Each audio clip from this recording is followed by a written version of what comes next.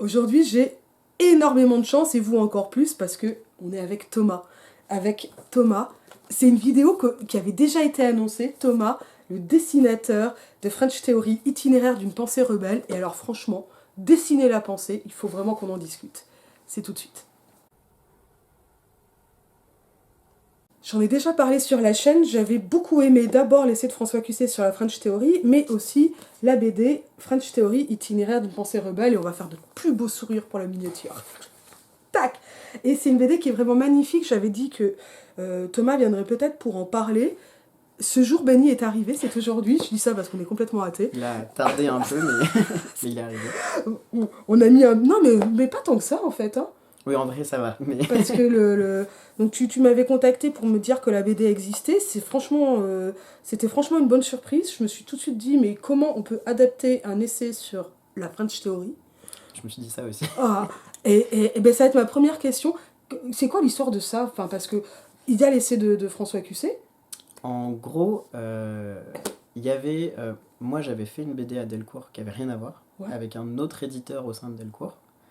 Et j'ai un ami qui était à Delcourt qui a parlé de moi dans une réunion en disant il va bientôt finir son album, il cherche un autre projet. T'aimes name dropper quoi. C'est ça. Et du coup, Louis-Antoine, qui est l'éditeur que tu avais rencontré, qui est mon Super éditeur, sympa. m'a envoyé un mail en me disant si tu veux, on fait une collaboration avec La Découverte et il y a une liste de plein d'ouvrages qu'on cherche à adapter en BD ou à faire des collaborations. Et du coup, qu'est-ce qui te tirait dans cette liste? Il y avait plein de trucs trop intéressants. Et en fait, moi, j'étais un peu par élimination parce que je voulais pas. En fait, je voulais faire un truc le moins autobiographique possible. D'accord, t'avais pas envie d'apparaître dans la BD quoi. C'est ça, mais surtout j'avais envie que ce soit... En fait, c'était beaucoup de sujets politiques, sociologiques, etc. D'accord. Et je voulais pas que ce soit... soit que ce soit du jeu, parce que c'est un sujet précis qui me concerne, soit que ce soit un sujet qui me concerne pas et que je m'approprie, que quelqu'un pourrait raconter. Du coup, j'ai éliminé tous les trucs sur le racisme.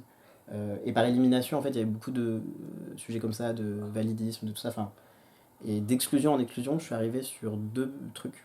C'est hyper étonnant parce qu'on pourrait se dire, oh là là, d'être ou pas concerné, mais il peut donner une forme d'incarnation, et toi t'as cherché plutôt la désincarnation. Quoi. En fait, c'est parce que alors j'ai fait une toute première BD où j'étais que dessinateur, où ça a été assez compliqué à faire, et c'était sur un sujet précis de témoignage, tout ça, et moi c'était un truc sur lequel je me suis pas épanoui dedans, et sur lequel on m'a un peu en tant que dessinateur associé à quelque chose d'autobiographique qui n'était pas moi, et du coup j'ai pas apprécié le faire. Et après la deuxième BD que j'ai fait à Delcourt, ça s'est beaucoup mieux passé, c'était après le 13 novembre, et c'était écrit par Davy Mourier, peut-être qu'il y a des gens qui connaissent. Et donc Davy Mourier avait écrit sur la base du témoignage d'une personne, Sophie Parra, qui témoignait des attentats qu'elle avait vécus pendant les attentats du 13 novembre. Et moi, du coup, j'étais que dessinateur sur ce projet, mais ça a été très compliqué de raconter une histoire qui n'était pas ma vie, mais qui était très intense, du coup, qui nécessitait d'être bien racontée. Enfin, pour être bien racontée, elle devait être assez... émotionnellement connecté, donc, mais en même ça temps te demandait beaucoup d'empathie. C'est ça, et en même temps par respect je voulais pas m'approprier une histoire, donc j'avais un peu de la distance.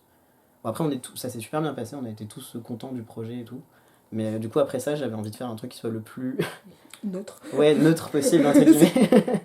Je me disais je veux pas enfin c'est con, la découverte, pas parler d'un sujet social ou trop politique, c'était non, mais absurde, mais non, mais ça dit quelque chose aussi, enfin, qui soit impliquant.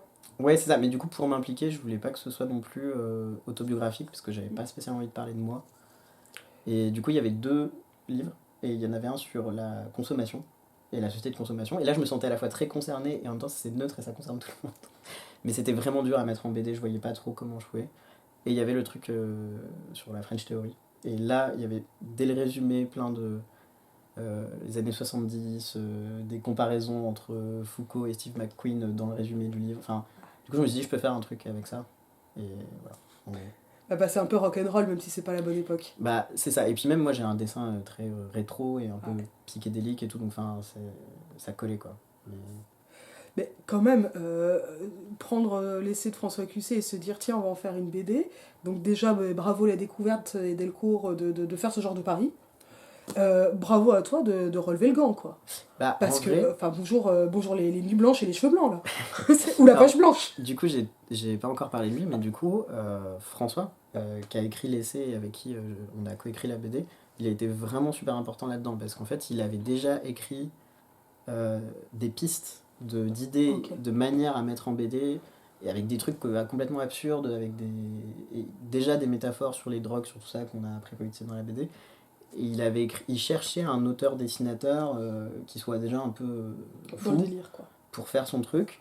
Et donc, du coup, il avait déjà préparé une fiche à Ok. envoyer. euh, il avait donné à Delcourt une fiche, genre voilà, j'ai des pistes et tout. Il y avait un truc d'espionnage un peu avec des sortes de personnages qui transportaient la French Theory à travers. Enfin, il y avait plein de pistes dans tous les Ok. sens. Du coup, bah, c'est lui aussi qui était vraiment. Ok. T'as déjà, en fait, proposé des images. Enfin, il a écrit des Ouais, c'est ça. images et Alors, au toi, final, on t'as... n'a pas fait une de ces pistes, mais on a fait un truc différent qui est un peu un Ah, mélange de tout. ouais, mais vous voyez Mais que vous parliez le même langage, quoi. bah, c'est ça. Et après, on s'est vu et on s'est super bien entendu et on avait même longueur d'onde et du coup, on a dit bah, vas-y, enfin, c'est parti. C'est parti, comment ça part? Alors, Comment on fait ça? Parce que la French Theory, je, je le rappelle, tu le rappelles, c'est quand même... ouais, c'est un truc qui est à chaque fois. Alors, pour l'instant, toutes les interviews qu'on a fait, c'était la pire question à chaque fois. C'était c'est quoi du coup la French Et Theory? alors, la French Theory? Qu'est-ce que c'est? euh, je peux pas répondre à cette question, ce qui paraît bizarre parce que on a fait une BD dessus.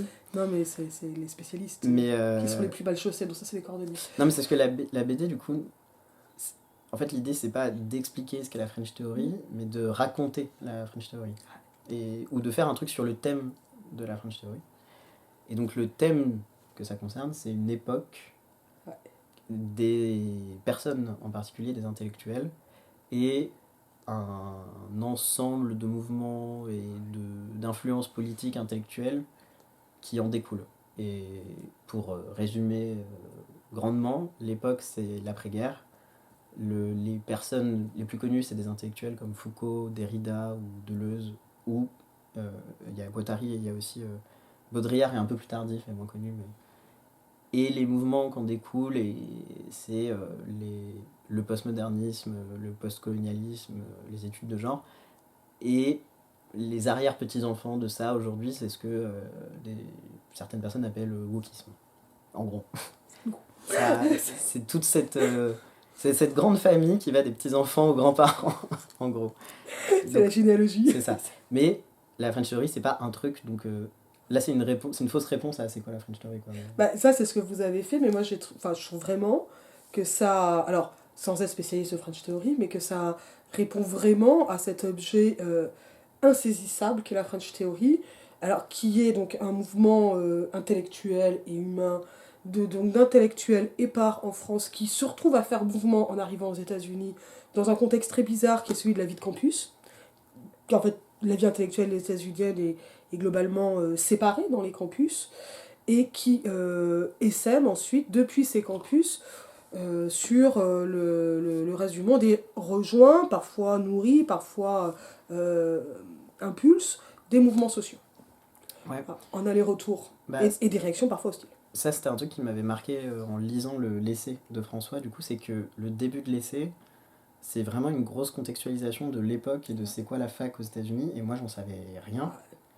Et bah, d'ailleurs, on peut pas, ça, je peux le Bah ouais, raconter, non, du coup. vas-y. Mais en fait, quand j'ai dit, bon, allez, pourquoi pas, je me lance, l'éditeur m'a envoyé un exemplaire de French Theory. Quand je l'ai reçu, je me suis dit, il est gros, il a l'air dur à lire. Je panique, et du coup, le premier truc que j'ai fait, c'est que j'ai tapé French Theory dans YouTube pour voir si quelqu'un en parlait. Pour me dire, ce sera plus facile de l'aborder s'il y a, je sais pas, quelqu'un Qui le parle. qui en parle, quoi. Et en fait, c'était toi. Et c'est comme ça que j'ai découvert ta chaîne, du coup. C'est ce que je te disais dans le mail. Et donc, bah, t'en faisais un petit résumé, un petit sommaire, etc. Ouais. Et ça me...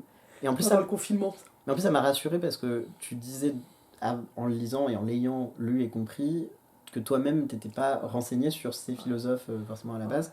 Du coup, je me dis, ah, ok, C'est possible. ça me... Non, surtout, ça me donne une idée importante que la BD, ça sera pas vulgarisé. Enfin, si on adapte bien l'essai, ça va pas être vulgariser leurs pensées, ça va être autre chose. Ouais. C'est Genre, pas une encyclopédie. c'est ça. Moi, le comparatif que j'aime bien faire, parce que c'est que dans les films, souvent, on parle de MacGuffin. Et tu sais, il y a la malle, et il y a ce truc de. Je sais pas, c'est Hitchcock, je crois, je sais plus, qui disait en fait, on s'en fout de ce qu'il y a dans la malle. Tout le film se tient sans qu'on sache ce qu'il y a dedans, parce que c'est pas le plus important, mais même si c'est l'enjeu. Et là, la French Theory, c'est un peu le MacGuffin de la BD. C'est-à-dire que le but, c'est pas de comprendre, d'être capable de comprendre l'intégralité d'un livre de Deleuze et Guattari, mais le livre de Deleuze et Guattari, c'est le MacGuffin dont on suit le parcours dans la France des années 80, aux États-Unis, etc. En gros. Ouais. Parce que en fait, alors, si on parle en termes d'utilité de la BD, c'est une porte d'entrée pour comprendre non pas un auteur, une autrice, plutôt des auteurs, mais un mouvement. Ouais, Et un mouvement à prendre dans le sens littéral, un truc qui bouge, quoi. Ouais, l'utilité, je dirais que c'était pas le but à la base, mais à la fin, j'ai trouvé que c'était un peu comme un buffet d'apéritifs vers des intellectuels ou des mouvements ou des trucs qui nous intéressent. Parce que moi, c'est ce que ça a été à l'écriture. J'ai découvert plein de trucs. J'ai découvert des mouvements sociaux que je connaissais pas. Enfin, à chaque réunion d'écriture avec François, on s'asseyait et on écrivait. On disait, bon là, il va falloir qu'on parle de comment elle s'est exportée. Du coup, on va faire une sorte de liste d'endroits où elle s'est exportée. Et on va commencer par un continent. Et là, du coup, on va parler de mouvements sociaux influencés par ça. Genre, à un moment, on a parlé de zapatistes, je connaissais, mais par exemple, l'Argentine, je connaissais pas. Du coup, je découvrais, je me disais, ah, ça faudrait que j'aille voir, ça faudrait que j'aille voir. Et donc, l'idée, au fur et à mesure, je me suis dit, un lecteur qui, au fil des pages, il y a des trucs qui va se dire, ah, ça, faudrait que j'aille lire cet auteur.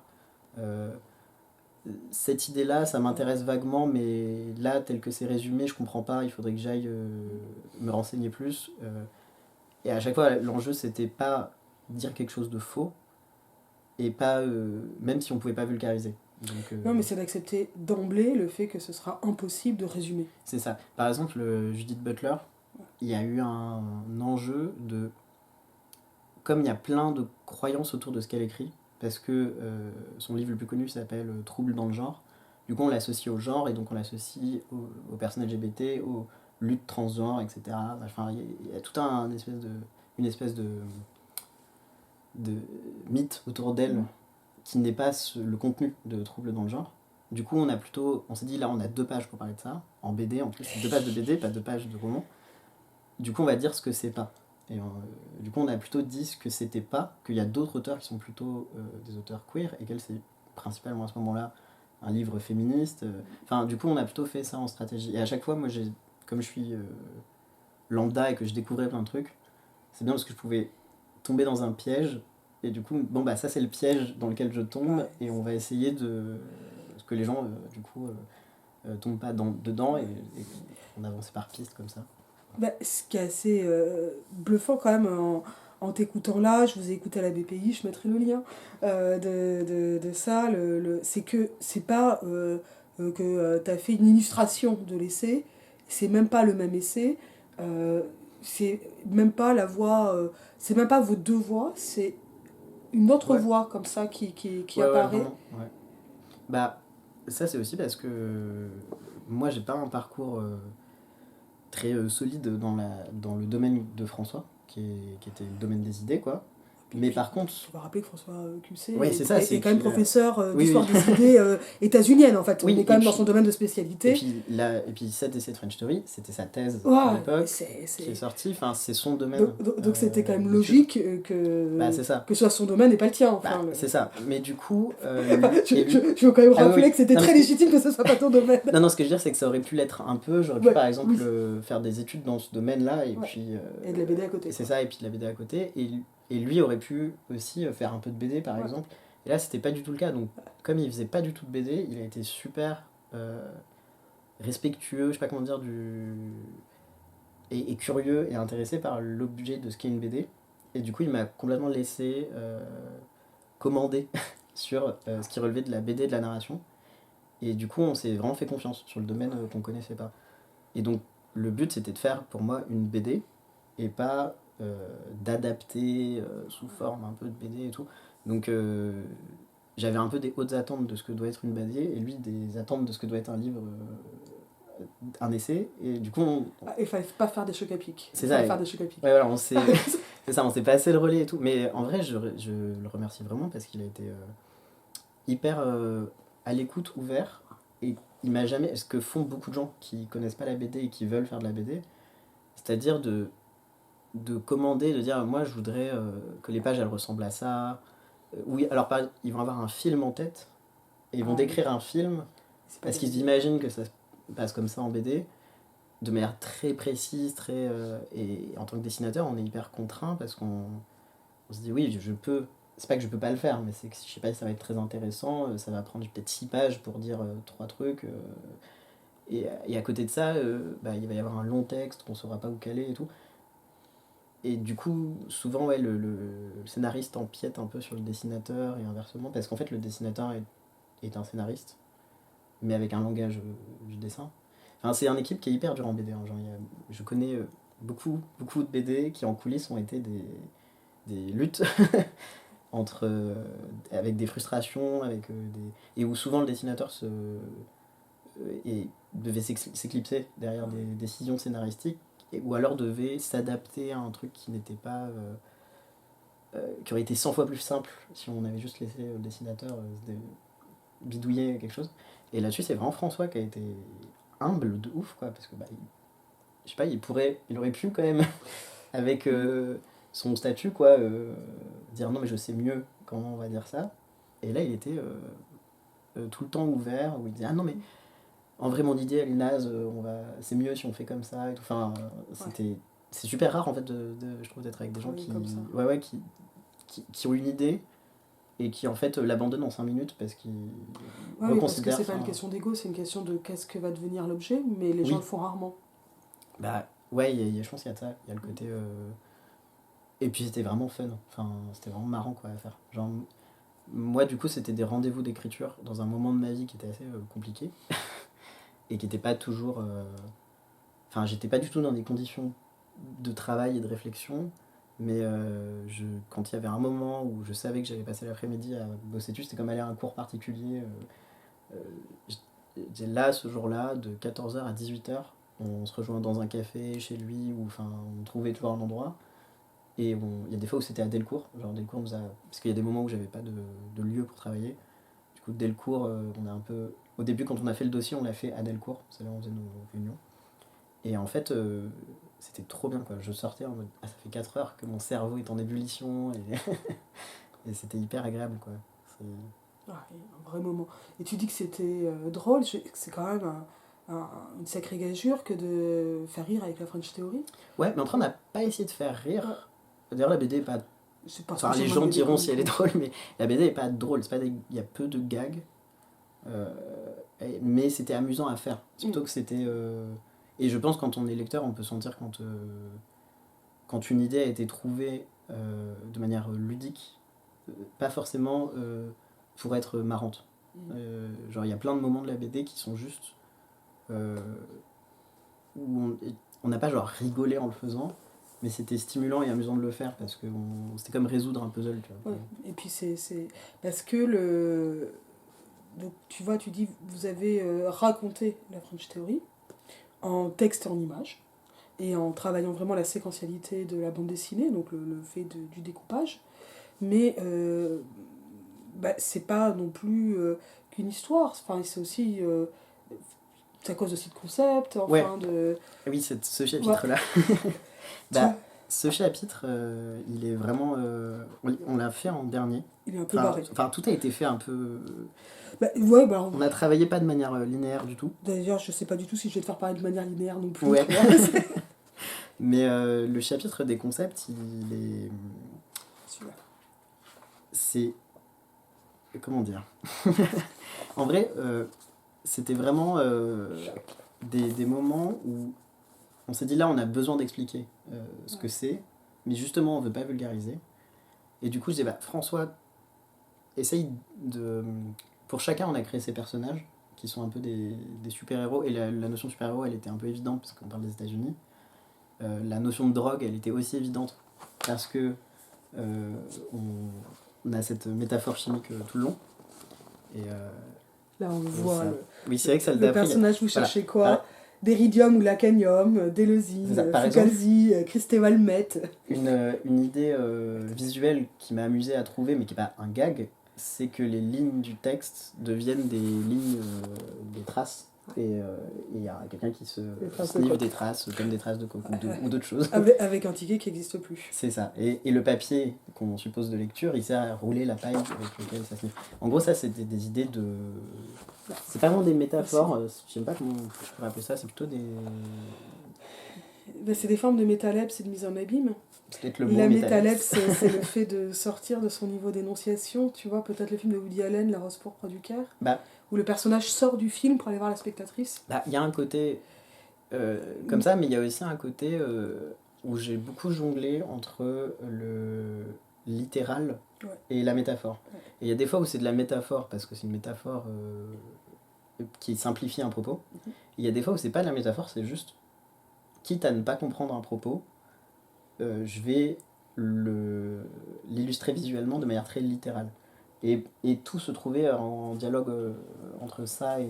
Par exemple, en vrai, les lignes, les traces de coke, c'est parce que faire une ligne de coke, une ligne de texte, c'est le même mot. Et du coup, comme c'est le même mot, ça paraît évident visuellement. Et comme c'est évident, ce qu'on raconte en texte va être plus agréable et compréhensible parce que on aura fait un jeu de mots visuel avec, en fait. Ouais, ben c'est plus un calembour, c'est quelque chose pas seulement plus léger, ça permet d'arriver à une autre réalité, en fait, par la visualité. En fait, je trouve qu'avec le visuel, on peut se faire se connecter des notions qu'on connecte spontanément pas. Par exemple, là, le mot ligne, de voir qu'il a deux sens.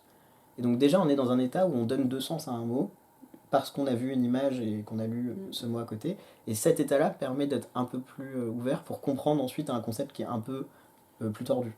Et par exemple, la différence de Derrida, la différence avec un A, moi je ne connaissais pas avant, c'est François qui m'explique ce que c'est, parce que moi je voyais juste qu'il y avait une faute d'orthographe à différence. Et en fait, il me dit c'est le A, c'est parce que c'est pas la différence, c'est la différence au sens de différer dans le temps. Et quand il m'a dit ça, j'ai fait ah, mais ça en BD c'est hyper facile, parce que le temps c'est la page. Et du coup, on met la bulle en décalage avec le personnage, donc la bulle est différée par rapport au personnage. Et en fait, du coup, c'est beaucoup plus simple à montrer qu'à dire. Alors là, je le dis et c'est pas compréhensible. Oui, non, mais ça mène. Alors, je sais plus la page. Là, tu vois, je suis en train de le chercher. Il me semble que c'est plutôt vers la fin, mais je l'ai relu tout à l'heure, mais je crois que je suis trop à la fin. Ouais, c'est pendant les concepts. Ah, tu vois, ça doit être encore vas-y, je te laisse faire, excuse-moi. Ça doit être... Parce que Oui, voilà, c'est là. Ouais, mais tu vois, c'est parce que j'ai... Oui, ici. Allez, hop. Je sais pas si... Yes, là, on voit. Voilà, où la bulle... Alors, c'est laquelle de bulle ici, les bulles sont derrière le personnage. Enfin, le personnage se décale par rapport à sa bulle, comme s'il allait plus vite que la bulle de texte. Et du coup, il est en différence. Et ça, c'était une manière, en quelques images, d'illustrer l'idée ce que m'expliquait François, et qui parle à moi, mais comme à tout le monde a déjà ressenti ça, qui est le concept plus vaste de la différence de Derrida, sur le décalage entre l'énonciation, le temps de l'énonciation, le temps de la réception de l'énonciation. Et typiquement, là, ce qu'on fait, c'est très derridien, c'est de la différence. Parce qu'en fait, là, la personne qui est devant un écran et qui nous voit sur une image, il y a une différence énorme. Et en BD, je trouve que la différence, elle est importante. Et je ferai peut-être un petit bug de son, comme ça sera encore mieux. Oui, on sera décalé. Non, puis en BD, moi, ça me parle beaucoup parce que je trouve que la BD est un format extrêmement en décalage de temps. C'est-à-dire que le temps qu'on met à faire une page est absurdement long par rapport au temps qu'on va mettre à la lire. Oui, non, mais c'est vrai. Et c'est un art très absurde, moi, je trouve, parce qu'on met un an... Alors, un livre, c'est long à faire, un livre écrit, mais ça se lit lentement aussi. Ça met des heures et des heures à lire un livre. Une BD, en 1 heure, en général, c'est plié. Et en général, ça a pris plusieurs années de travail, ou 1 an, ou plusieurs mois, si on va très vite. Mais c'est quand même long. Et rien que le temps d'avoir une idée, et de la poser, et de la dessiner, par exemple, avec François, quand on faisait nos séances, je dessinais très rapidement des petits crobards de storyboard. Mais après, parfois, je passais 2 semaines devant mes crobards à pas arriver à les mettre vraiment en forme comme je voulais.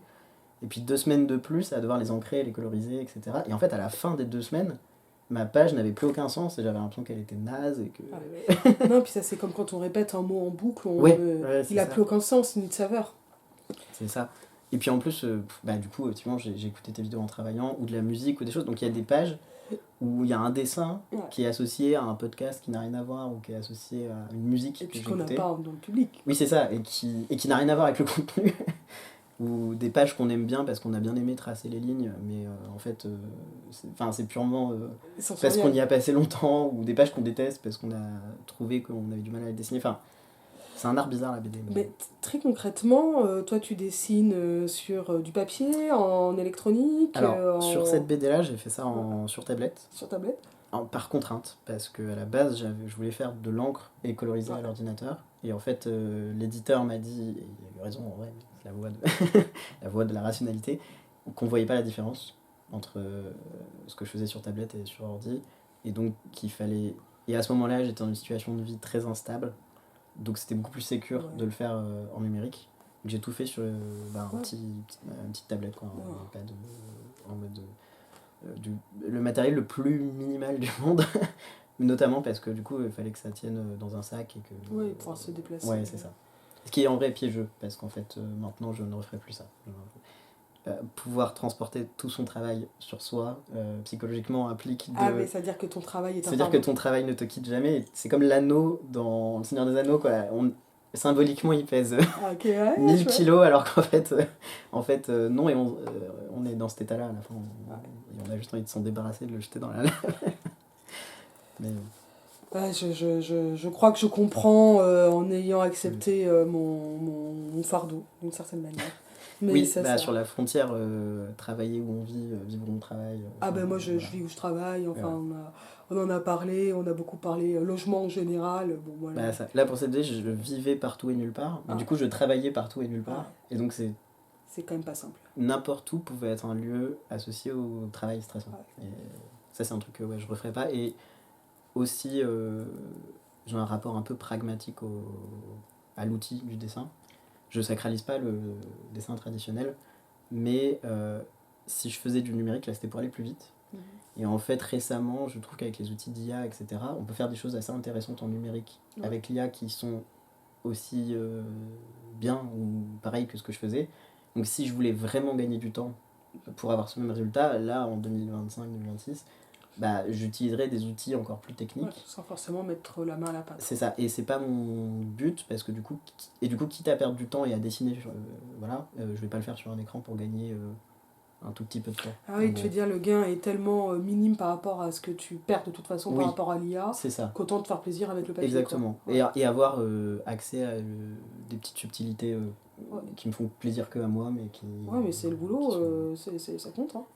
C'est ça. Par contre, au moment où j'ai fait la BD, ça valait le coup de la faire en numérique. Et aujourd'hui, je trouve, après c'est une réflexion récente, mais je trouve que ça vaut plus le coup. Ou alors, si j'ai une idée... C'est hyper intéressant, je m'étais jamais dit de cette façon-là. En vrai, là, si j'ai une idée extrêmement importante et je veux qu'elle existe très vite visuellement, en fait, au pire, je le fais avec des outils plus modernes, encore plus vite. Ou tu fais un crowbar dégueulasse mais qui sera fait immédiatement, c'est ça. ou toi que c'est encore plus rapide qu'un prompt. C'est ça. Et de toute façon, tu fais ton dessiner sur ordi, c'est long.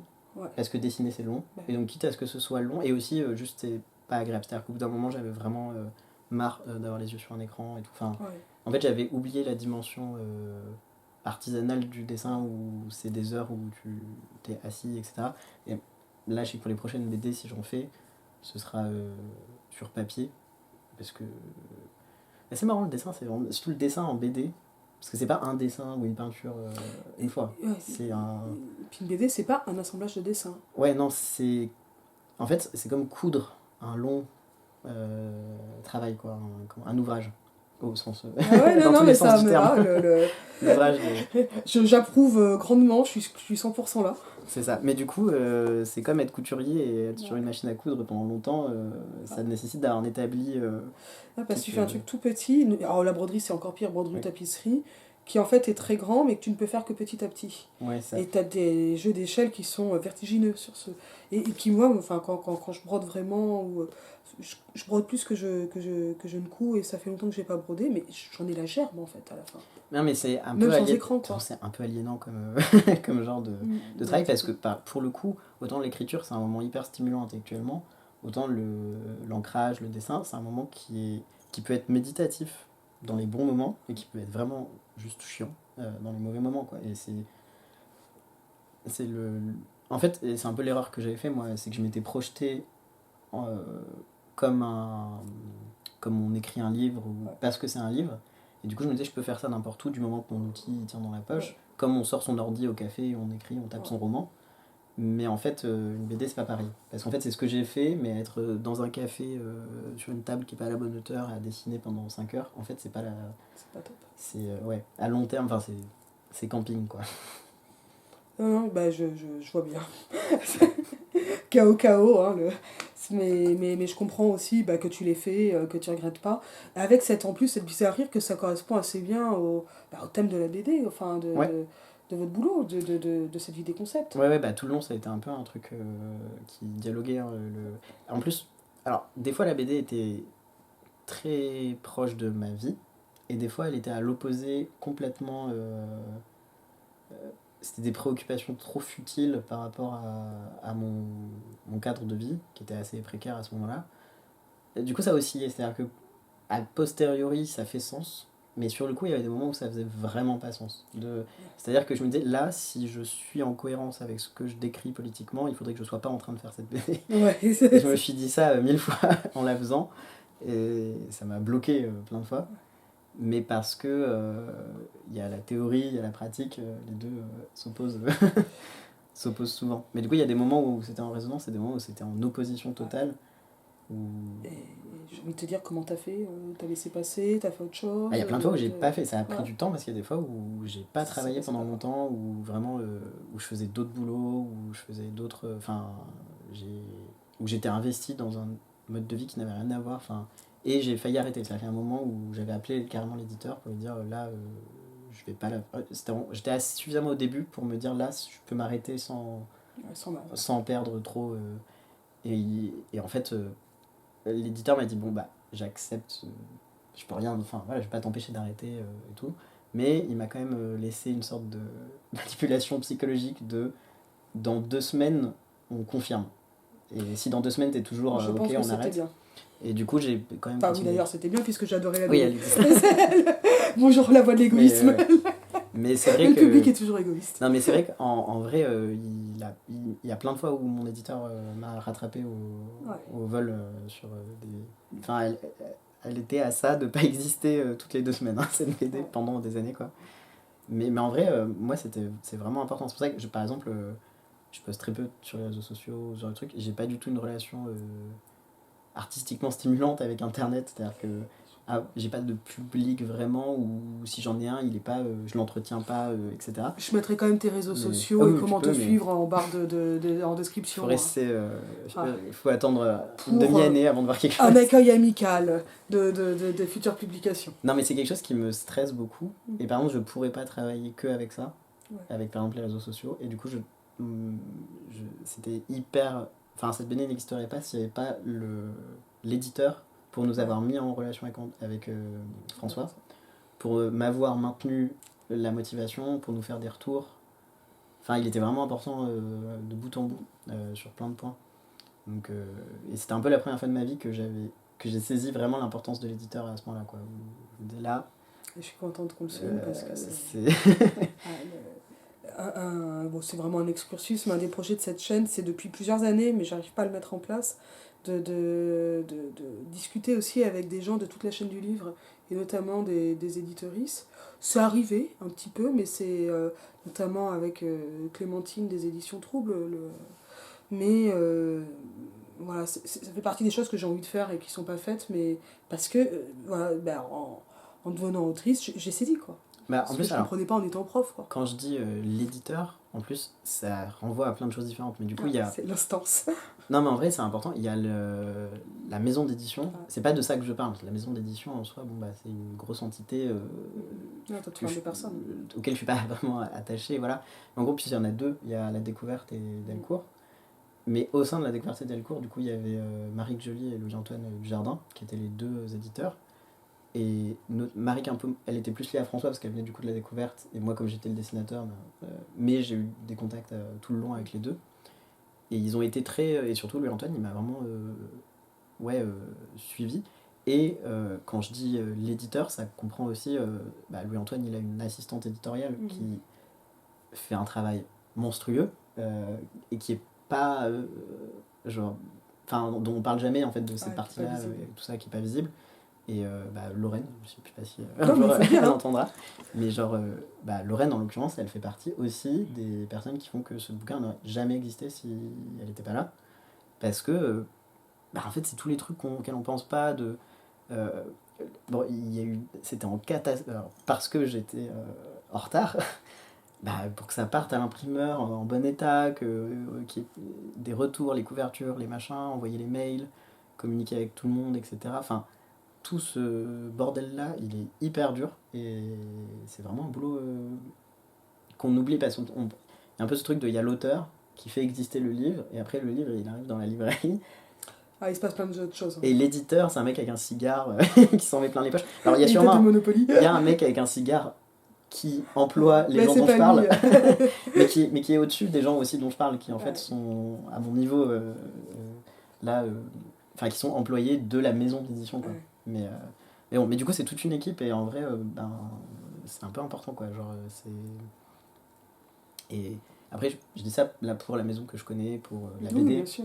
Je me rends pas compte dans toutes les mais c'est un travail qui est hyper important depuis très longtemps partout parce que c'est les éditeurs qui vont aussi souvent susciter des livres. Là vraiment, je pense à Ronan de ma thèse, qui a eu une relation extrêmement privilégiée avec Lévy et puis Kalman Lévy, le frère de Lévy, et qui est resté fidèle à un seul éditeur toute sa vie. Ils s'en sont bien sortis tous les deux, hein. C'est une collaboration qui a très très bien marché, mais ça fait des choses qui sont hyper touchantes côté public, mais en fait le fait de suggérer un ouvrage, de l'accompagner, d'accompagner sa vie ensuite, c'est réellement beaucoup beaucoup de travail. Ouais, puis moi en plus dans mon point de vue vraiment il y a plein, même encore maintenant, mais la BD je l'ai faite en me disant franchement je comprends pas qui va s'intéresser à ça, pas mal de parce gens, que c'est tellement niche et puis on s'adresse, en plus je voyais des gens que ça pouvait intéresser mais pas dans ce format là ou pas avec ce type, c'est-à-dire que les gens que je connaissais qui s'intéressaient à la French Theory, ils s'y intéressaient par d'autres voies que moi-même pour je connais. lire Deleuze et Derrida et pas forcément pour lire de la BD, tu veux dire Soit parce qu'ils s'y intéressaient par des voies plus institutionnelles de livres, etc. Soit au contraire, parce qu'en fait ils écoutent des streams, des youtubeurs, des conférences et tout, des influenceurs politiques qui citent tout ça et qui vulgarisent tout ça. Mais une BD c'est déjà un peu trop... c'est cher, Donc j'étais dans l'entre-deux où je me disais on fait pas de l'éducation populaire aux sciences propres parce que c'est une bande dessinée et tout, c'est pas un truc populaire et ça coûte quand même 24 balles une BD quoi, et c'est pas non plus un truc qui s'adresse à des gens qui sont qui lisent les auteurs directement et tout. Du coup je savais pas trop à qui ça s'adressait, mais l'éditeur je vais quand même te dire que je l'ai déjà conseillé, donc je t'ai dit en librairie, la librairie c'était pour la vendre, mais elle n'avait pas été repérée en librairie féministe chez Majo et on m'a dit hop là, ça y est, on l'a mise en rayon, elle est bien mise en rayon. Mais aussi une amie maîtresse de conférence en philosophie a dit c'est bien, j'avais repéré l'essai et puis ça complète l'essai. Je dis oui c'est très bien, bon allez, commande BU. Mais c'est marrant parce que... Et ça c'est bien parce que c'est aussi dans les... Pour moi c'est un livre qui est très important en bibliothèque publique. Oui, moi en fait c'est un peu un truc qui m'a tenu pendant que je le faisais sur l'utilité, c'est que par exemple j'écoutais des youtubeurs, des streamers, tout ça, qui vulgarisaient des trucs, ils font partie de mon éducation politique et ils m'ont beaucoup plus éduqué politiquement que les livres ou quoi. Et du coup je me disais à côté de ça, c'est qui est immédiat, qui est plus complet, où ils peuvent parler pendant des heures, où on peut uploader une conférence de 4 heures, on peut faire un stream en radio libre et faire discuter avec des gens, etc. Tout ça c'est beaucoup plus fluide et fonctionnel qu'une BD qui est dans une différence d'éridienne énorme. Et du coup j'étais un peu désespéré, genre mais ce que je fais ça sert à rien, c'est juste pour mettre mon nom. À Twitch, enfin. Et en fait c'est ça, et en fait il y a eu un peu un moment où j'ai réalisé, parce que je lis beaucoup de BD en bibliothèque parce que les BD c'est cher, et en fait je me suis dit mais c'est vrai que là il faut que je vois la BD comme un truc qui va rester dans une bibliothèque et qui sera lu dans des années. Là où un stream sur Twitch, même hyper intéressant, qui parle pendant 3 heures de Derrida et qui le vulgarise super bien, il va partir dans le flux des infos, peut-être que dans 6 mois, en fait il va y avoir un changement du game qui va faire que cette personne sera plus influente, moins influente, etc. Et du coup tout ça c'est hyper fluctuant, et la BD c'est long, Donc je me dis, bon, je pose mon truc là et il sera pour plus tard. Et il faut pas que je m'obsède sur le fait qu'il n'y ait pas de personnes comme moi qui vont le lire. Parce qu'en fait, c'est pas grave. Puis au Non, pire, et je fais puis une BD pour des profs et puis. non, mais je pense pas que. Alors, ben, c'était pour une prof qui voulait le conseiller à ses étudiants et étudiantes, donc si tu veux. Ah, c'est ça. En fait, ce qui était en décalage, c'est que comme moi j'étais pas ce public, Ouais. je me disais ça va aller à un public qui n'est même pas ce que je suis, du coup ça avait un côté absurde. Et en fait, je me suis un peu réconcilié avec ça. À un moment. Je pense en fait que tu es aussi le public Mais, maintenant, mais pas oui. forcément de public du magasin, tu vois. Oui, bah puis en plus en vrai en dédicace il y avait des gens hyper variés, Ouais. du coup c'était vraiment cool de voir. En plus moi j'aime beaucoup le fait que c'était très intergénérationnel. Et en vrai ce que tu disais tout à l'heure sur la librairie féministe, par contre c'est un vrai truc qui a été un enjeu tout le long et où on s'est à la fois tiré une balle dans le pied et moi ça me tenait vraiment à cœur sur certains points. C'est qu'il y a en fait le problème au niveau de comment elle est vendue et tout, c'est vrai qu'il n'y a aucun signe distinctif queer ou sur le racisme, ou un tout petit peu, mais vraiment parce qu'on voulait pas en faire des caisses sur un sujet pour faire du clickbait sur ça va parler de genre, ça va parler de ceci, cela. Il y a eu tout plein de débats sur le sous-titre, il y en a eu des milliers, c'était un compromis Ouais, mais oui, c'est comme ça les qui est resté. Mais du coup, par exemple, on était tous d'accord pour exclure le mot wokisme, qu'on voulait pas qu'il soit dessus. Ça aurait vraiment périmé la BD déjà. C'est ça, c'est qu'en fait, c'était bon, on savait pas à quoi dans 6 mois ça ferait référence. Et il y a plein de trucs sur lesquels on aurait peut-être pu être plus clickbait, entre guillemets. On aurait pu mettre en énorme théorie du genre tu vois, dessus. Et en vrai, ça aurait pu ramener un public de gens qui n'auraient pas été vers la BD et qui auraient été vraiment bien, mais c'était une contrainte quand on s'était mis, quand on voulait pas faire ça. Mais ça allait avec le tout premier truc de pourquoi est-ce que j'ai pas fait une BD autobiographique ou sur un sujet trop militant et tout. C'est qu'on.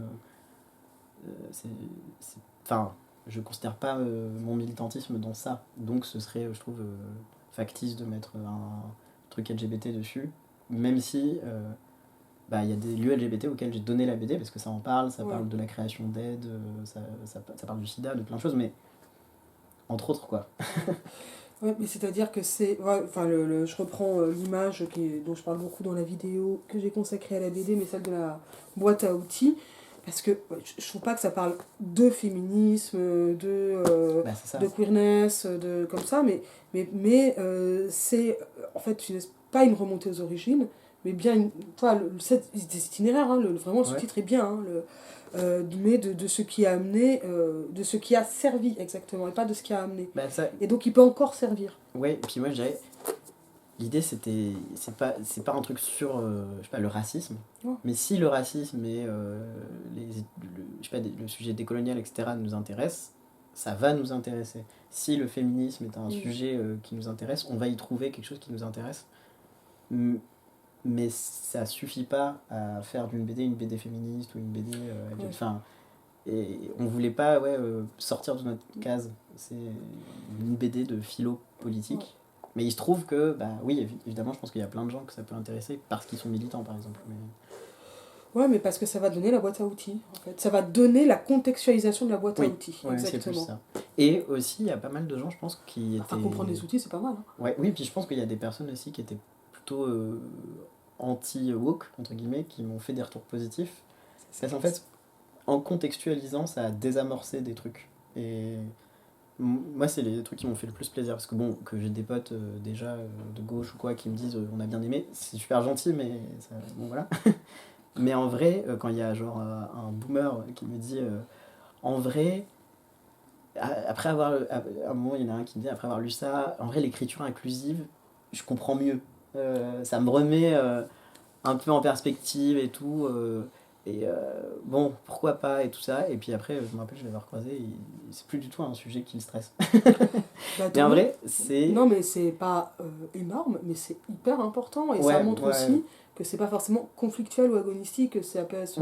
Des fois, c'est vraiment. Des choses qui se désamorcent, quoi. Ouais. Et des fois, c'est un manque de contextualisation qui fait que. C'est-à-dire, un sujet va être hyper crispant parce que. Je sais pas, un sujet féministe qui va être abordé dans un angle qui va être crispant pour la personne. Et cette crispation, elle est hyper dure à désamorcer. Et en fait, ce sujet, là par exemple, dans la BD, le fait qu'on commence par un côté un peu anecdotique, biographique. Mais Si j'allais t'es un t'en peu parler un de ça. boomer, voilà. Avec le Capitole. Tu vas pas te La prise sentir. du Alors, il y a- Capitole. ça, c'est ça. Et après, on enchaîne directement sur contexte, c'est quoi les États-Unis à cette époque et tout. Après, hop, Blanquet. Enfin, C'est ça. et donc là, hop, pourquoi c'est Voilà. polémique? Et sauf qu'au lieu de rester dans la polémique et d'être dans un truc crispé à ce moment-là, là, on fait petit rollback, contexte, c'est quoi les années 50, le colloque de Derrida et tout. Et donc là, ça parle pas de sujets militants du tout à ce moment-là. Donc on perd pas les gens. Et au moment où on commence à parler de ces sujets, a priori, ils sont déjà investis dans une lecture à ce moment-là. Et d'ailleurs, au début de la BD, il y a des moments où on utilise l'écriture inclusive. Et on a fait en sorte que l'écriture inclusive arrive tard dans la BD, au moment où on l'a déjà introduit d'un point de vue donc c'est de vraiment concept. des stratégies pour avoir gagné une adhésion des... Un peu. C'est-à-dire que moi, en tout cas, c'est pas gagner une adhésion, c'était je voulais pas m'aliéner inutilement des gens que ça pouvait intéresser. Davantage éviter le blocage Ouais, c'est ça. qu'avoir une adhésion. C'est pas la même chose. Hein. Ouais, bah, c'est surtout qu'il y a des trucs que je me disais, là, je suis en train de décrire un truc qui est vers la fin. C'est vraiment dommage parce que je sais que ça peut intéresser une personne, mais si elle a lâché au bout de la page 4 parce que il y avait un mot qui la crispe de manière irrationnelle, c'est hyper dommage. Genre, et du coup, c'est assez progressif. Et en vrai, les trucs les plus polémiques, on va dire, et il n'y en a pas beaucoup, en vrai, c'est très, on a fait en sorte d'être pas forcément consensuel, mais genre de pas. A priori, c'est pas un brûlot. Oui, non. C'est pas un pamphlet, quoi. Mais c'est marrant parce que générationnellement, on pourrait croire que c'est plus François qui aurait lissé et moi qui étais plus dans le brûlot parce que j'étais plutôt dans un milieu social. Et c'était plutôt l'inverse. C'est-à-dire que lui, il était hyper. Ah non, mais là, on peut mettre carrément ça et ça. Je dis non, là, tu vas crisper tout le monde. C'est plutôt moi qui lissais le truc. Mais ça s'est vu à la conférence d'ailleurs, dans nos réponses. Où, entre guillemets, moi, j'avoue que vu mon mode de vie, ma personne, ce que je suis, etc., j'ai pas. Je m'en fous de briller par ma radicalité. Enfin, si je passe pour un mec de droite, c'est pas grave. T'es pas trop, t'es pas assez dans le cadre. Tac, je me demande même si ça a bien fait la mise au point sur toi, mais bon, on aura une différence. Non, mais en vrai, si je passe pour un mec de droite, je m'en fous.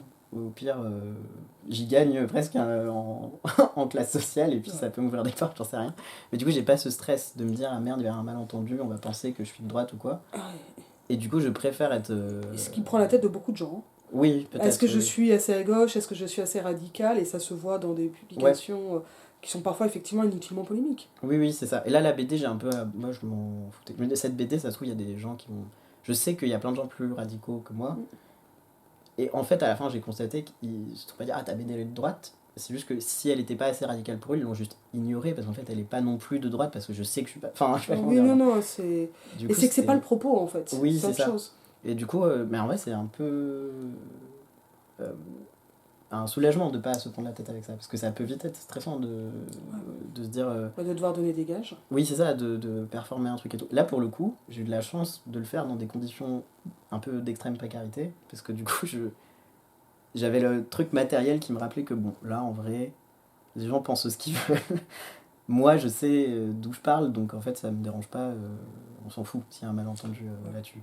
Donc puis en vrai, on se fait beaucoup de films quand on produit tout seul à la maison, quoi. Et puis les films, ils passent pas dans le bouquin. Oui. Après, moi, je peux comprendre que François, il a plus besoin de marquer sa radicalité parce que son milieu social, son statut de professeur, etc., c'est normal, du coup, il doit prouver qu'il plus... tout simplement qu'il va... Lui, entre guillemets, il va contre ses intérêts, donc il a intérêt à montrer qu'il va contre... le faire bien, c'est quoi. Ça. Et puis, on se méfie potentiellement facilement de quelqu'un qui va contre ses intérêts sociologiques, quoi. Moi, de toute façon, j'ai pas intérêt à être facho. Donc, si je le suis, au pire, les gens sauront que c'est par accident, tu vois, et que je me tire une balle dans le pied. Donc, j'ai pas trop besoin de convaincre personne, quoi. Et puis en plus, non, mais en vrai, j'ai un privilège, c'est que je suis personne. Hein. C'est que là, ça va être mon moment de gloire où je suis sur public, mais sinon. Non, mais heureuse d'apporter cette gloire. Non, mais ça doit être stressant quand on est un personnage public important, quoi. Je pense que c'est très stressant. C'est ça, c'est qu'il y a des gens dont je suis le travail ou des personnalités et tout ça, et je me dis, franchement, à leur place, je sais pas ce que je ferais parce que c'est quand t'es scruté, je sais pas, je pense que c'est pas possible de bien faire, quoi. C'est bon. des caractères, mais c'est pas simple. Et c'est vrai que si tu fais les choses en vue d'un public et d'augmenter ton public, etc., Oui, ou c'est de le ça, flatter, ou... c'est... Bon, bah, il y a forcément un moment où ça se passe pas bien, quoi. Bah ouais, moi ça me stresserait affreusement, mais ouais. Ouais, et ça, voilà. Je pense qu'il y a des caractères très différents par rapport à ça. Moi, c'est pas mon truc, quoi. Mais là-dessus, la C'est BD sûr. aussi, c'est pas mal, parce que t'es moine copiste dans ton coin, et t'envoies le truc par la fenêtre, et Et des fois, t'as une dédicace. oui, c'est ça. Et c'est le moment le plus euh, confrontant, c'est quand t'es soit interviewé pour un truc, et encore c'est rare, et une dédicace, quoi, mais il n'y a pas de moment où tu dois des comptes à un public en direct, quoi. Ouais. C'est peut-être pour quand tu fais des best-sellers. Oui, non, mais Et encore, mais je pense qu'on peut être un auteur. si t'as pas envie, tu fais pas. Oui, c'est ça, on peut Si tu veux pas complètement. faire d'interview, tu fais pas. Si tu veux pas faire d'étiquette, tu Exactement, fais je pense pas. qu'on peut complètement Donc, tu fais être. pas la promo de ton bouquin, mais je suis même pas sûre que la promo serve tant que ça, les bouquins. Je pense que si, mais c'est plutôt la promo mise en place par l'éditeur Ouais, que celle de l'auteur. Mais de toute façon, je pense qu'on peut complètement être un auteur anonyme, enfin sous pseudonymat, que personne connaisse jamais ta tête. Genre les Daft Punk, mais en BD, quoi.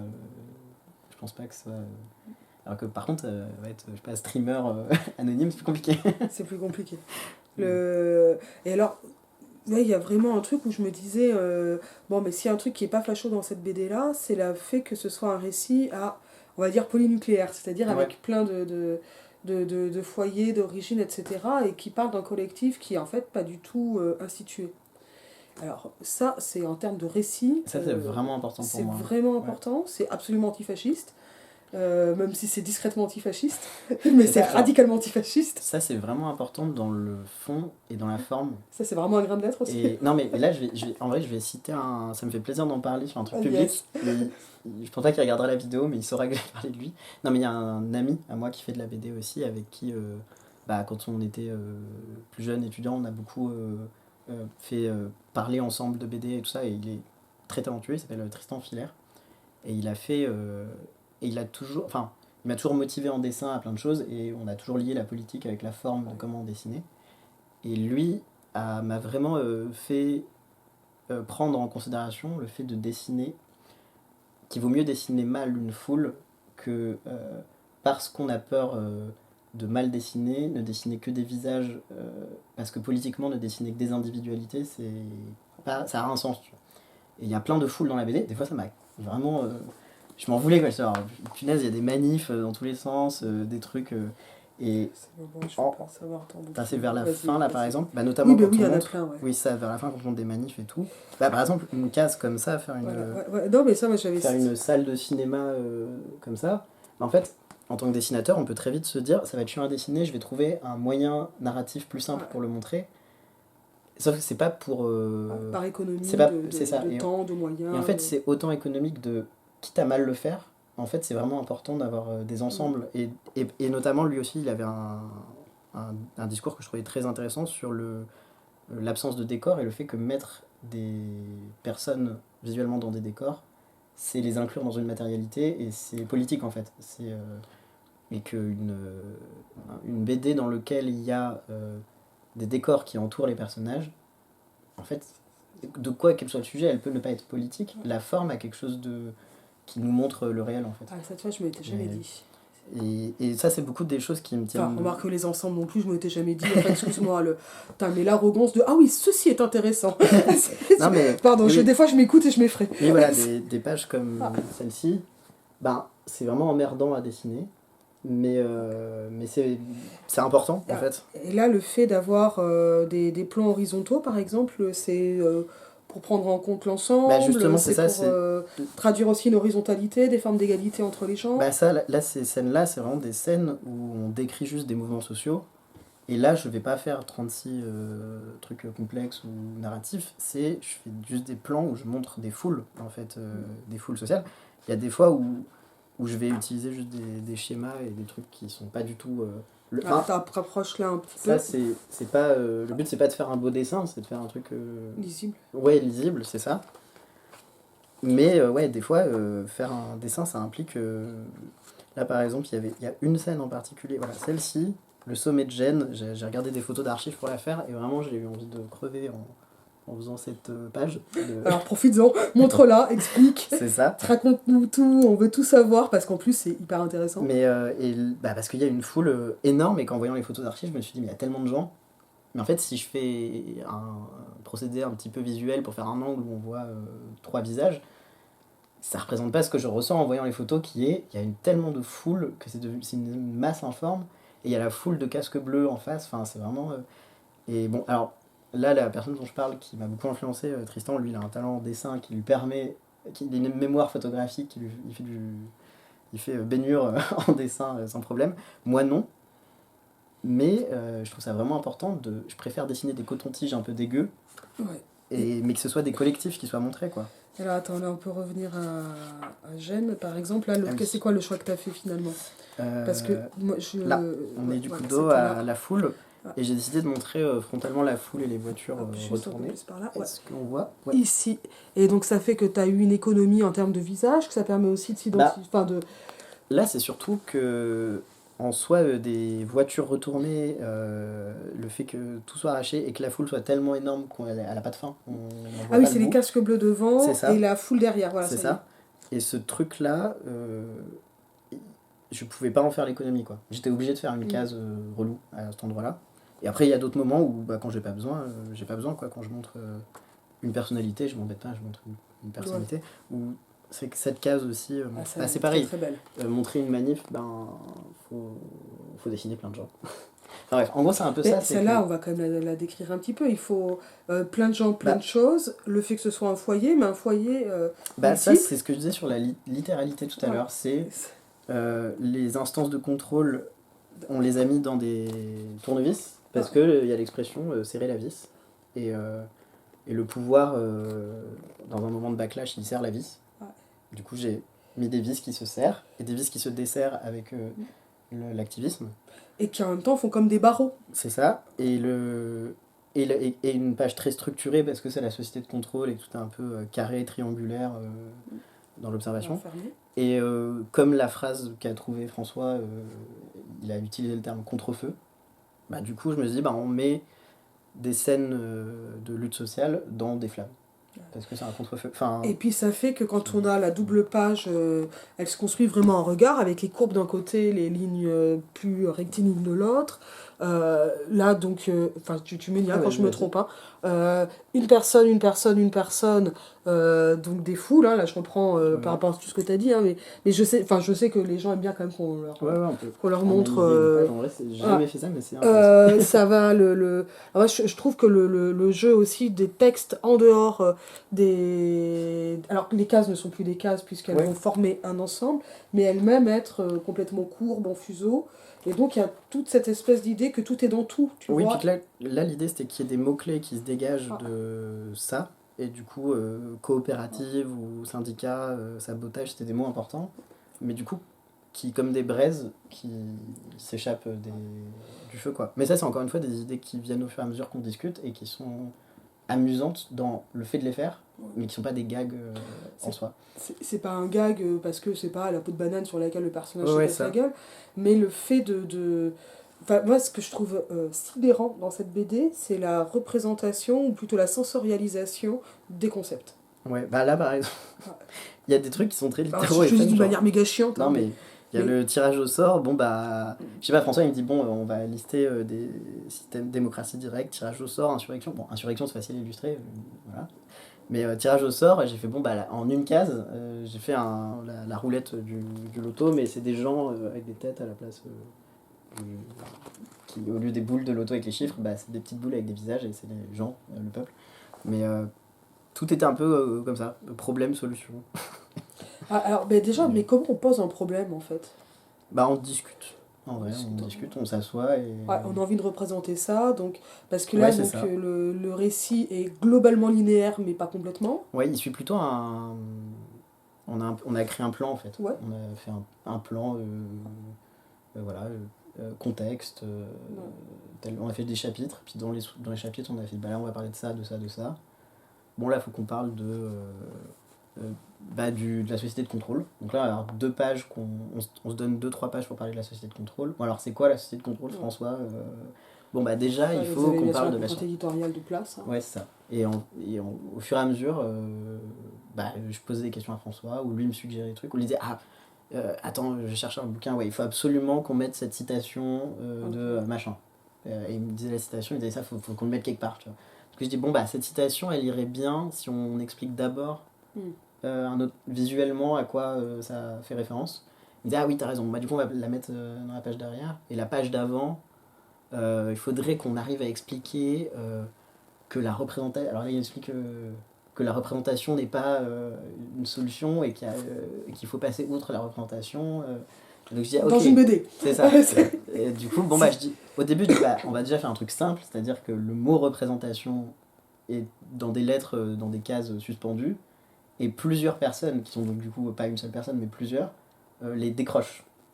Comme ça, on comprend que la collectivité se débarrasse de la représentation visuellement. Enfin, c'est tout comme ça, c'est un dialogue en fait, on discute. Ouais, Et... ok.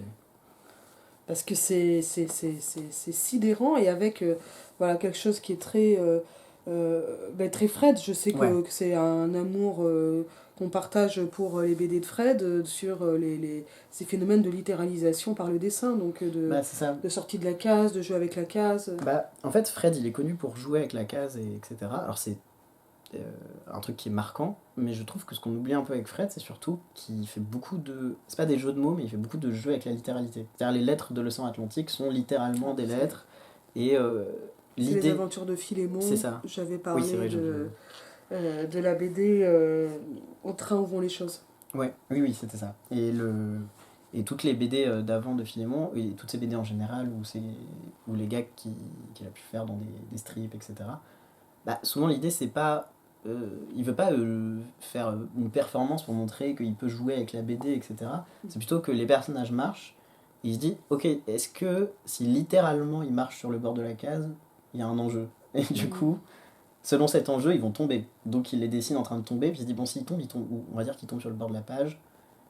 Mais du coup, et en fait, il fonctionne comme ça. Et c'est pas vraiment une performance de méta. Il cherche pas à C'est pas dire. de la virtuosité. Ouais, non, c'est vraiment ça. Il se dit, ok, ça fait quoi si le lecteur il se trompe de sens. Bah, j'ai envie de dire, c'est pas une expérience de pensée, c'est une expérience de dessin. Oui, bah, c'est qu'il s'amuse aussi, surtout. Aussi, ouais. Pardon, Non, c'est mais- beaucoup plus drôle, ouais. ouais, je pense qu'en fait. Merci de me rappeler la base. En plus, j'arrête pas de dire aux copines, non, mais tu sais, la science c'est bien, mais le fun c'est cool. Ouais. Et puis là, moi je suis, ah oui, alors, expérience de pensée. C'est ça, Non, allez. mais c'est vrai que moi, je suis plus. Je suis pas scientifique dans mon approche, mais c'est l'avantage, c'est que du coup. Non, mais c'était très bien de me ramener à oui, puis c'est marrant quoi. C'est oui, mais en vrai, je suis d'accord. Bah ouais, non, mais et Fred, je l'adore pour ça, moi, parce que du coup, c'est marrant à lire, mais je pense que ça a été très marrant à dessiner aussi. Ouais. Et d'ailleurs, je pense que c'est pour ça qu'il avait besoin de dessiner, parce qu'il était peut-être pas très fun pour le coup. Fred, il a l'air d'avoir du mal à s'amuser, et du coup, il en faisait beaucoup pour s'amuser, et ça a fait des belles heures. Mais du coup, il y a ouais, ce côté. Et aussi, juste bah, la BD, en vrai, c'est hyper intéressant, quoi. Il y a plein de trucs à faire en BD. Enfin, quand on me dit, vas-y, il faut qu'on raconte la société disciplinaire en BD, bah, je me dis, ok, c'est un challenge, mais c'est rigolo, quoi. Genre... Bah, c'est quand même. Bah, c'est ce que je disais tout le temps quand j'étais encore prof. Ah, madame, c'est compliqué. Je dis, bah oui, mais c'est intéressant. Oui, ça, il y a des fois où c'est compliqué et intéressant. Ah, et des fois, Et c'est après, il y a des fois où c'est juste compliqué, chiant. Et il y a eu des moments de la BD qui étaient compliqués, chiants, Ouais. où je me disais, bon, voilà. Et ces moments-là, d'ailleurs, c'est les moments où je vais plutôt faire appel à ce que je disais tout à l'heure sur c'est quoi la formalité politique de ce que je veux faire. Genre les Ok. foules, le dessiner des décors, etc. Je vais plutôt invoquer des sortes de règles que D'accord. je me mets, qui sont des règles politiques de... Mais comme des cinéastes ont ça, je pense qu'il y a plein de cinéastes qui ont qui dans la forme ont une idée politique de ce qu'ils veulent faire, du récit qui est pas lié sur un individu mais sur un récit choral, etc. Enfin, Ah, bah c'est vachement plus chiant à faire. Hein. bah, c'est ça, c'est chiant, mais du coup, quand on a un sujet un peu chiant à traiter, c'est adapté. Et quand on s'amuse, du coup, il n'y a plus cet enjeu-là et on jongle entre les deux, je trouve. Mais c'est bien de rappeler que c'est fun aussi, malgré toutes les galères Mais, que tu as ouais. eues. Mais non, puis en plus, en vrai, moi je trouve que le récit individuel est tellement hégémonique, même dans la non-fiction, hein, là c'est même pour la vulgarisation, etc. C'est toujours un personnage qui raconte, un sujet qui lui arrive des choses et tout. Enfin, c'est dommage quoi. Genre, c'est... Mais je comprends, dessiner des foules c'est relou. Bah, c'est... Puis parce qu'en plus, bon, ouais, dessiner, c'est relou. Et puis là, je pense en termes de littérature, la pluralité des voix, tenir des voix ensemble, rester dans la cohérence, pas devenir caricatural pour un ou une personnage ou quoi. Enfin, je le vois plus Ouais, du côté littéraire, bah c'est oui. davantage mon domaine, mais c'est... Et en plus, quand t'as moins d'exemples, tu galères plus, quoi. Donc, à des moments, c'est marrant d'inventer. Et il y a des jours, on est fatigué. Bah, et puis c'est là où c'est plus simple de travailler à plusieurs aussi, en fait. Et là, avec François, on a réussi à deux à faire un truc que moi, j'aurais jamais pu seul faire cette BD, et lui, bah, il aurait pas pu faire cette BD, il a pu faire un essai seul. Ouais, c'est ce qui Mais est passionnant. ce qui est pas mal. Non, mais du coup, il y a une vraie valeur à travailler à plusieurs aussi. Enfin, collectif dans le fond, dans la forme, dans la réalisation. Enfin, c'est des valeurs importantes. Et même ce que je disais tout à l'heure sur l'éditeur, de ne pas se voir comme une entité qui fait 100% son truc dans son coin et l'éditeur le valide, mais voir l'éditeur comme aussi quelqu'un qui fait partie qui entre dans le dialogue, quoi. Ouais, qui est dans l'équipage en fait. C'est un équipage et on doit. Le bateau doit aller dans un sens. Alors il y a quelqu'un à la barre, mais il y a aussi besoin de personne qui fait les voiles, etc. Mais il y avait Enfin, vraiment une personne à la barre ou vous Non, étiez, justement, on était deux. Ah, ouais, voilà. On était plutôt synchro à la barre. Ouais. Mais par contre, ben, s'il n'y a personne pour tenir le reste du truc, enfin, mais Ça, pour ça, tout ça, quoi. c'est- Donc, Et ouais, je voudrais quand même souligner, tu as parlé à un moment de ton style de dessin un peu rétro, un peu 70s, et on le voit clairement, enfin c'est vraiment mis en avant dès la couverture, hein. En même temps, ça commence avec le wokisme, les gilets jaunes, donc quelque chose d'hyper actuel. Ça, c'était réfléchi, j'imagine, d'avoir de conjuguer comme ça les temporalités. bah, moi, Parce que c'est pas uniquement linéaire non plus, quoi. moi, c'est vraiment juste ma manière de dessiner, sachant que ma manière de dessiner, elle est quand même hyper variable selon le sujet. Il y a des moments où c'est réaliste, des moments où ça l'est pas, des fois où c'est schématique. Enfin, le seul truc que je sais que je ne sais pas faire, c'est la caricature. Mhm. Et du coup, je sais que je vais jamais être dans ce ton-là. Ok. Donc, d'ailleurs, souvent je me dis, bon, j'espère que les gens vont reconnaître la personne. En général, je mets le nom à côté. Parce que... Et je suis. Quand même, ça va. Et pourtant, mes références en BD, c'est plein d'auteurs qui, eux, étaient caricaturistes et tout ça. Ah. Et, du coup, mon père est dessinateur aussi. Et lui, il est très bon dans la caricature. Mais moi, c'est pas mon truc. Et je sais que j'ai une manière un peu froide d'interpréter, de simplifier les visages, etc. Je me dis, c'est pas grave, les personnages, c'est des espèces de petits Playmobil un peu rigides, mais C'est des petits emblèmes souvent. c'est ça. Et la chaleur, elle viendra des couleurs, de ce qu'on raconte. Tant pis si mon trait, il est pas chaleureux en lui-même. Mais, et souvent, ben, c'est une représentation de... C'est le symbole de Michel Foucault, c'est pas Michel Foucault qui est dessiné, quoi. Par exemple, voilà, tac. Et Oui, alors, moi, Michel Foucault ne ressemble pas vraiment à ça. Non, mais c'est le Foucault qu'on imagine et ça. Mais là, justement, c'était une case qui m'a vraiment interpellée en relisant. Michel Foucault, le plus grand penseur de tous les temps, et il est là, dans cette voiture, dit le gars, tout épaté. Ouais, bah ça, c'était hyper extrait du livre de Simeon Wade. Ok, c'est vraiment pour représenter le bouquin. Oui, Parce que là, je m'étais demandé si c'était perso non, en projection. Non, c'était un livre qui m'a passionné et que alors, la nature vraie ou un peu romancée de sa propre expérience est compliquée, mais a priori, c'est lui en tout cas qui raconte son expérience. J'avais adoré son livre sur. Du coup, Foucault avait voyagé en Californie et Simeon Wade a écrit un livre là-dessus, qui est le mec chez qui il est venu pour prendre du LSD. Et des années plus tard, ça a été retrouvé comme une archive, et personne ne le croyait sur le fait qu'il avait vu Michel Foucault, et en fait on a retrouvé des photos qui ont prouvé qu'en fait son livre n'était pas une totale invention, mais peut-être était un peu un fantasme aussi en partie. Je l'ai dévoré, j'ai adoré son livre, et j'ai adoré faire ses scènes. Ça devait être ce genre de photo. Et ouais, bah ça c'est justement, ça c'est une photo d'archive. Et on voit la production de la photographie. C'est ça, c'est que je me suis dit, je suis en dessin, je peux faire ce que je veux, donc j'ai repris les mêmes vêtements qu'ils ont sur la vraie photo, le même décor, et on voit...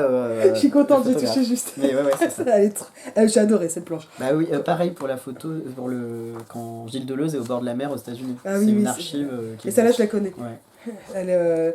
Il y avait un moment, un compte Twitter, les philosophes à la plage, tu vois, et elle était passée, c'est celle-ci. Elle est très très belle. Mais en vrai, la scène où il prend du LSD dans la vallée de la mort, bah, évidemment je l'ai inventé, mais par contre j'ai repris du livre les endroits exacts où ils disent qu'ils vont. Ils vont, je sais plus comment ça s'appelle, Creeks, je sais plus le nom. Et du coup voilà, j'ai cherché des photos, j'ai cherché des photos de à quoi ça ressemblait les cailloux dans ce désert à peu près, etc. Mais c'est- Et encore une fois, comme j'ai pas un style réaliste, c'était pas grave de faire un truc qui soit exactement euh, précis, Bah, là, précis quoi.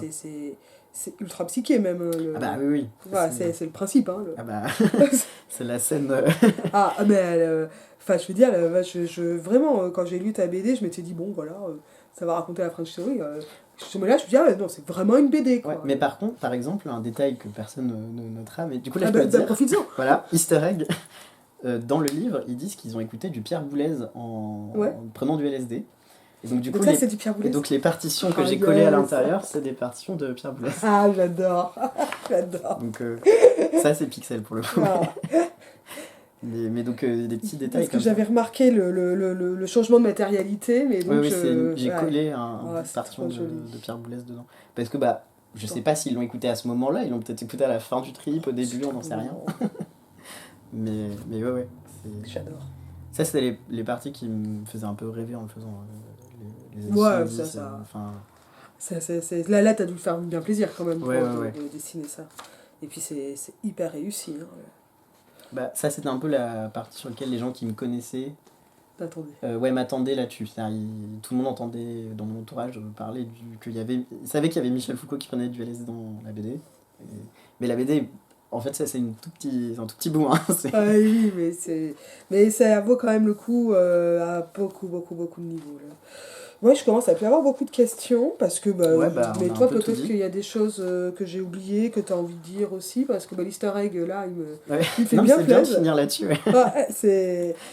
Non. Bah, si, François est pas là, mais du coup, bah, je le remercie. Ouais, et puis on le c'est salue. le co-auteur, quoi. Genre, on a été vraiment à 50-50 dessus. Et voilà. Et en vrai, je redis un merci à Lorraine, parce qu'elle n'est pas dans les remerciements, parce qu'elle est assistante éditrice, elle n'est pas éditrice, donc il y a le nom des autres éditeurs. Donc je peux les remercier autant que je veux, ils y sont. Mais du coup, Lorraine de Lacron, elle a vraiment fait un travail de fou et elle est pas dessus, donc c'est pour ça. Bah, c'est très important de le dire. Et moi, je veux vraiment inviter à lire votre BD parce que elle est. Enfin, je l'ai relue pour déjà la deux ou troisième fois Ah oui. ce matin pour tourner. Elle fonctionne vraiment, quoi.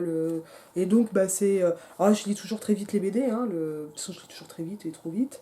Mais les BD, j'ai pas fait partie des gamins qui regardaient tous les détails, tu vois. À part Ouais. quand c'était vraiment les Où est Charlie, Alcibet Didesco, tu vois, les BD à détail, j'ai toujours lu très vite. Un peu, tu sais, comme un poisson hors de l'eau, Ouais. tu vois, en assoiffé, quoi.